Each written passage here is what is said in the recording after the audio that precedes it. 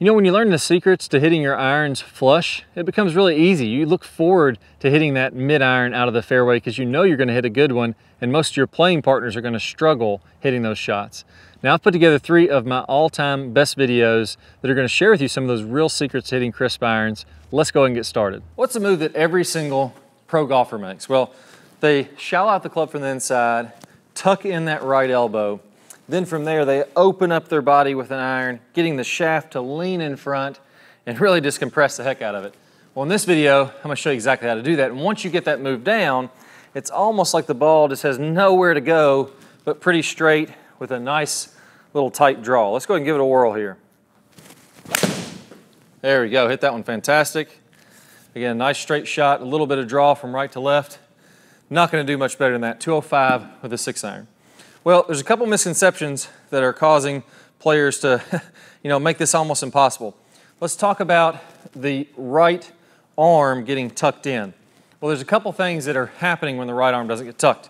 Number one, I could be standing up out of my posture, and when I stand up out of my posture, if I was to tuck that arm, there's no way for me to reach the golf ball. If I got this position here with the shaft leaning forward, this great pro impact position, if I stand up out of my posture, all of a sudden I'm a foot away from the golf ball.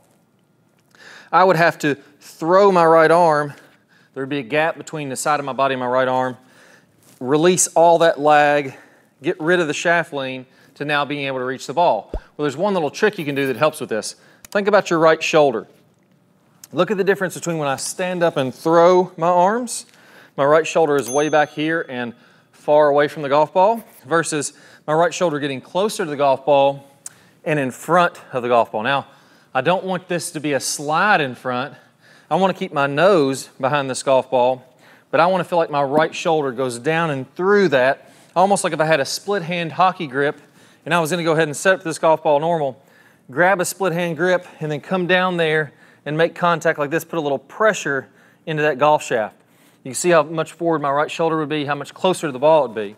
Get that same feeling and then try to recreate that in a golf shot. You're going to find it's a lot easier to get that shaft lean. Let's go ahead and give it a whirl here. There you go, another one. Just hit that one fantastic. Nice little draw there again. And I just felt like I'm really getting on top of that golf ball. Now the second piece of that, I can't get on top of that golf ball if I don't shallow it out first. What I mean by that is if I'm coming down steep a little bit over the top here and I get this right shoulder driving down and through, that's going to be that over-the-top karate chop. Just bury that ball on the ground, chunks, thins, big slices, every bad shot that you can think of. So I need to do a little drill here to where I feel like I can get that club from the inside, get that elbow tucked, and then rotate on through. Here's the way that I like to feel that. Go ahead and just take the club with your right hand only. I find most players can swing easier just the right hand only. And take it to the top of the backswing. And if you're by a wall like this, think about tucking this elbow in and getting this club against the wall like that. So basically what I'm doing is I'm turning this arm out this way, and that's about the end of the range of motion. For me, that's as far that way as I can go. So simply going to the top of the swing, letting my arm tuck in, my elbow tuck in, that club get behind me, and then from there, I'm doing that rotating with the shoulder, getting this shoulder coming in front. That gets rid of that over-the-top steep action. I get very shallow, then I can rotate all that I want to. Let's go ahead and try another one there. Again, I would do about 5 reps with my right arm only. Then I would add my left arm in there, my normal grip, and I try to recreate the same feeling. Elbow tucked, club against the wall, then I just rotate on through. So let's give that one a whirl here. There we go, another nice shot. Just left center that time instead of right center. And really consistent ball flight, really consistent curvature to that, because when I get that elbow tucked and I get the club coming from the inside, all I have to do is rotate and the rest pretty much takes care of itself. Now the last piece of this is getting the bow of the left wrist. You see, the problem is when I get this club from the inside and I rotate, the face is wide open. I need to bow this left wrist to square it up. You see, the bowing of the left wrist not only opens and closes the club face, but it also adds and de-lofts the club face too. Here's what I mean by this. If I set this club shaft straight up and down, again, the pros are leaning the shaft forward. They're getting that compressing shot like we did with the hockey drill there. They're having the hands in front of the golf ball at contact. Well, if I leave this shaft straight up and down and I just bow my left wrist, that closes the club face. So that would be this motion here. I'm going to be bowing it, would be closing it. I'll do it this way so you can see it. I'm going to cup it, and that would open it. So you can see that face just twisting both ways when I do that motion. If I do that on the ground, here's the bow. And now you say, well, that's not going to work. The club face is pointing 30 degrees to the left. Well, watch what happens when I keep this same wrist angle and I lean the shaft forward. Now all of a sudden, the club face is square, the shaft is in front. I'll do the opposite. I'll cup my left wrist, face is wide open. What do I have to do to square it up now? I have to have the hands behind the golf ball. So if you tend to stand up, throw the right arm, and have the shaft leaning back, there's no bow in that left wrist. So I want to practice here getting this good drill, and I'm going to have this wrist bow to square up that club face, that way I can get that draw. So again, same drill. Behind me, rotate on through, and now I'm just going to bow the wrist to square that face up and have it perfectly square. If anything, I want to go ahead and overdraw it as I'm doing that. So I'll get a little extra draw on this one maybe. There we go, start to the right, definitely slinging back. And if I do that motion, I get that wrist angle like that, I'm guaranteeing that you can see these black lines, these tracers on there. I'm getting each one of those to turn over from right to left. I can really depend on that kind of a shot. When I look at the better players, they're all releasing the club in a very similar way. They're coming into impact with shaft lean, and then just after impact, they're releasing this club roughly about 45 degrees out in front. When I say the release, I'm talking about where this club is splitting my forearms. When I look at players that struggle with consistency and making solid contact, at impact, there's not a lot of shaft lean, and that club is releasing just in front of the ball, maybe 10, 20 degrees, somewhere in that area. So the secret to releasing the club correctly is how we're using our wrists as we come into contact.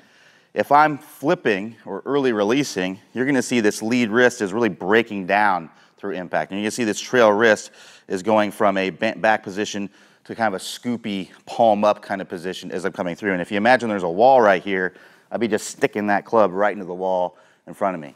When we look at better players, that lead wrist is coming in a flat or even bowed position with some players. That trail wrist is extended back. And it's almost like the club travels up a wall that's in front of them. That's the visual that we want to have. So if you look at it from this angle, if I'm early releasing, that club is going to stick into the wall, and the club's going to go more that way around my body.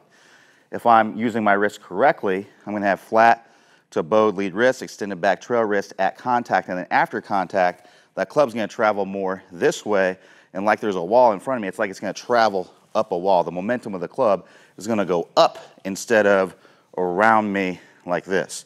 So I have a great drill for you that's going to help you to get this proper feeling as we come into contact. So if you grab an alignment stick, you can just place it on the grip like this. And we're just going to start out with some short, slow practice swing and some short, slow shots, getting this proper feeling at first. I find that a lot of people, when they're training things, they try to do it in a full speed, full swing right away, and things are just moving too fast. It's going to be too difficult to do. So we always want to start out with some slower swings, some shorter swings, and then build our way up from there. So if I'm doing this correctly, what I'm going to do is I'm going to come down, I'm going to have my shaft lean, and this stick is not going to hit my body. If I early release and flip the club, right, I break down my wrist, it's going to hit me in the body here. And then if I have this feeling of going up the wall through contact, the stick is going to continue to avoid me, and that stick's going to point down, right? If I have this wrong feeling through contact, it's going to, even if I have a little bit of shaft lean at contact, it's still going to hit me later. So the idea here is for this stick to never touch your side. If you're coming in with shaft lean, and then you're getting that club, you're not breaking down those wrist angles, and you're getting that club to work up the wall, like we talked about, then the stick's never, ever going to hit you. So start out with some short, slow swings, and when you're going up the wall, what you're going to feel here, if I show you from this angle, what you're going to feel is this club, as a right-hander, is going to work counterclockwise up the wall. And you can see if I do that, I'm coming around, I'm getting the stick pointed down, I'm in this umbrella finish as I'm coming through. So like I say, let's start out with some short, slow practice swings where I'm doing this. And what I'm imagining here is I'm just hitting little chip shots, right? So I'm coming through, I'm getting that stick to travel up the wall. It's not touching me. It's still not touching me. So if I do a few of those and I'm able to do it, I'm getting my wrist angles working properly. I'm not getting that stick to touch me at any point. Now I'm ready to hit the ball. But again, I'm going to go short and slow with this initially to get this proper feeling. So let's try to hit one here and not allow the stick to touch me. So as I came through, it just barely touched me at the end.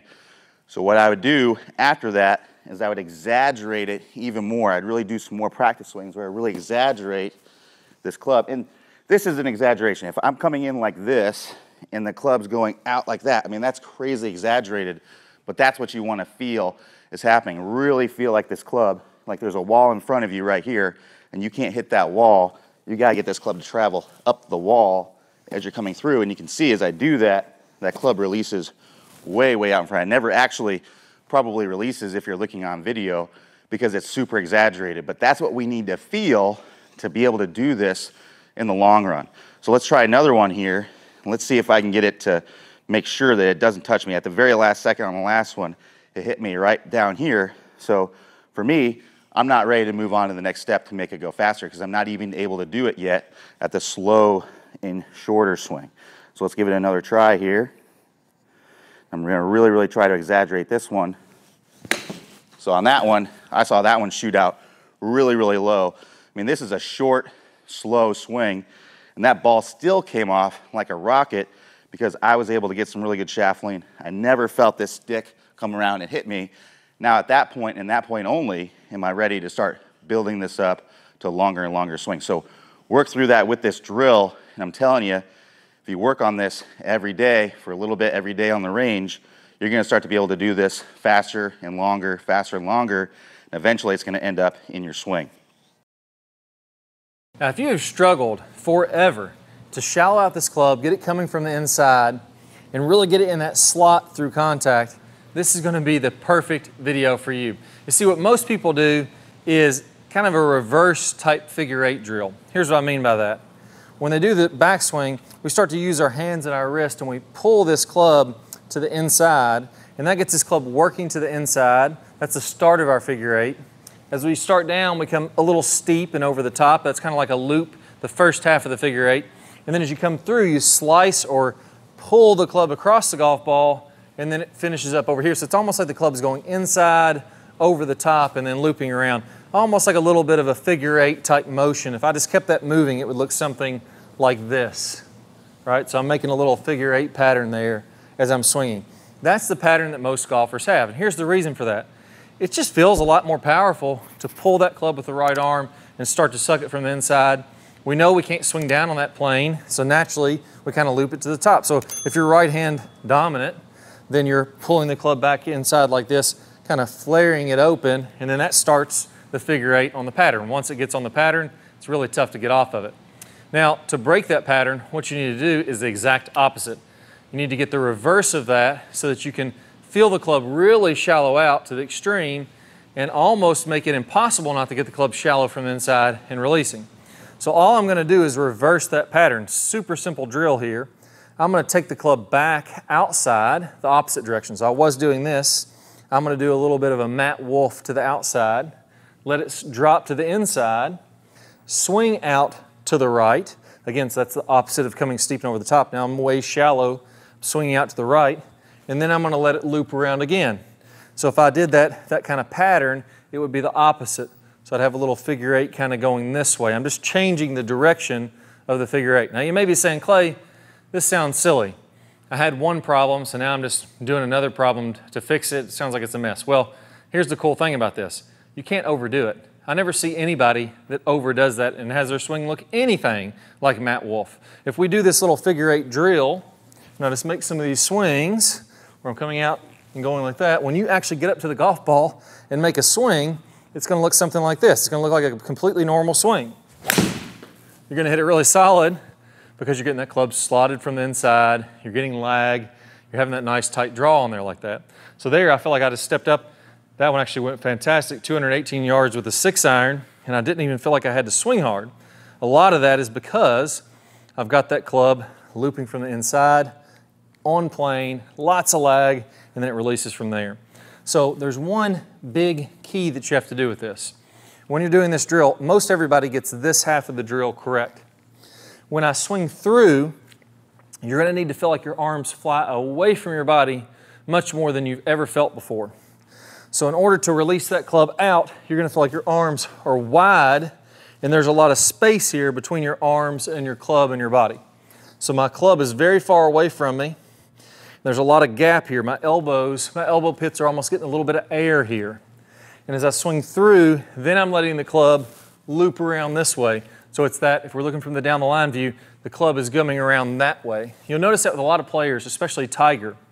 In his heyday, when he would get that club to release, he would get it here and it almost looked like it kind of looped around this way as he finished, and he got that kind of finish with the club down the fairway.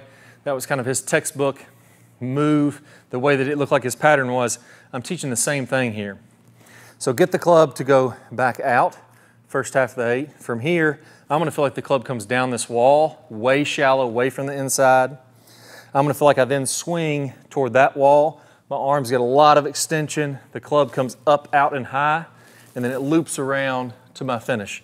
Get a good 5 reps in on that. Just feel comfortable with it. Feel like you can make that motion without really having to strain to do it. And then we're going to set up to the golf ball, create that same feeling. And again, swing as hard as you want to. You're going to be from the inside. You're going to be in the slot. And you're going to get that ball to be nice and straight, even a little bit of a draw on it every time. So we can see there again, nice easy swing. I'm actually a little farther, 220 with the 6-iron. I don't know if I've ever hit one that far. Now, there is one thing that's a big problem for a lot of people with this. You see, we've been taught to square up this club by rolling the forearms. That's actually the wrong way to do it. If we've been rolling the forearms to square the face, we can't get in the slot. We can't get from the inside. It's the exact opposite of what we need to be doing. I have a method that I call the anti-roll method. I'm going to teach you the right way to square it up, just like the pros. Now, I'm going to play a preview of this video here in just 1 second. All you need to do is go ahead and click one of the cards that pops up on your screen, or down below in the description, click one of those, the link down there, and I'm going to share with you the anti-roll method. It's going to tell you the right way to square up the face. That way it's easy to pair up with what we just talked about here, to get in the slot, to release it out in front of you, just like we saw with Tiger Woods and basically every great player that's ever played it. So let me share that with you right now. I can't wait to share it with you. It's a really awesome, cool drill. It's going to be very eye-opening. Let's get started right now. Here's the bottom line. If you've been taught to roll the club in the early downswing, that causes the shaft to get steep. And that steep club causes all your problems. It causes you to hit it way behind the big hitters and way inconsistent with your quality of strikes. So you're in the tall grass and the trees and the hazards all day long. Now the great news is this. There's really only 2 pieces that you need to know to fix all these problems. The first one is we need to learn the proper way to square up the club face. Instead of rolling the forearms and getting steep, there's another way that the pros do this. Once you learn this right way to square up the club face, then you can shallow out from the inside and everything starts to fit together. Now I'm going to teach you this right now in what I call the anti-roll method. You may also hear this called the motorcycle move or the tour twist, but let's walk through exactly how to do that. Now what I want you to do is go ahead and go kind of in the last parallel in the downswing. So here, I want my hips to go ahead and be opening up. I want my club to be parallel with the ground, and I want my hands to be in front of my right thigh. Now, when I take my grip, you're going to notice that when I do this, the club face is basically straight up and down. So if I'm looking at it from this angle, you'll see the face is straight up and down, and my logo of my glove is pointed out in front of me. Now from there,